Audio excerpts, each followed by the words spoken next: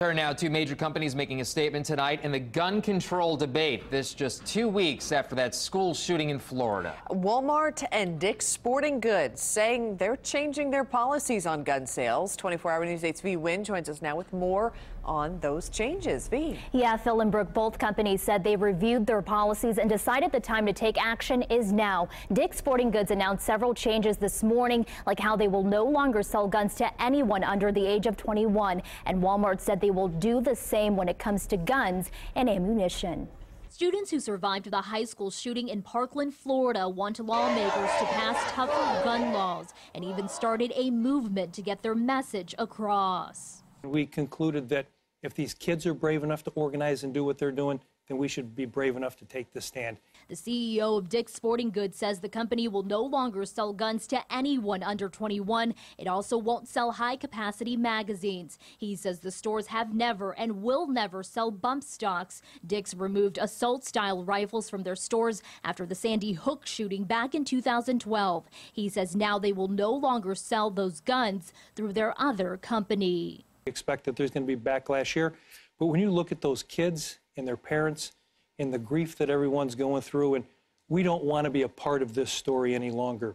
Walmart also announced a similar change and will not allow anyone under 21 to buy ammunition and guns from their stores. The beauty about capitalism is that we are allowed in this country to do and run our businesses within certain limits that are governed by law, morality, and ethics. Don Perkins is the owner of Bear Arms in Noblesville.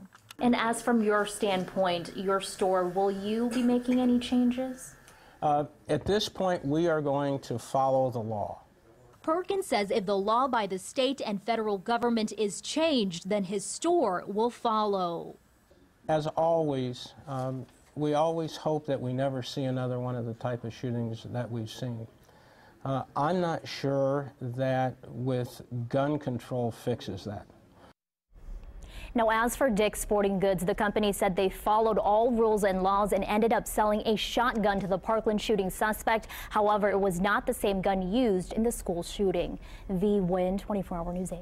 All right, Vi, thank you. In Washington, meanwhile, President Trump brought together a bipartisan meeting of lawmakers to discuss gun safety policy.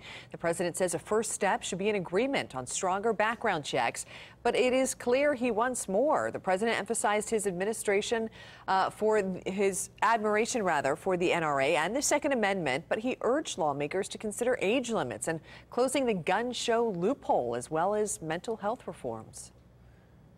We could make it much more comprehensive and have one bill instead of 15 different bills that nobody knows what's happening. Mr. President, it's going to have to be you that brings the Republicans to the table on this, because right now the gun lobby would stop it in its tracks.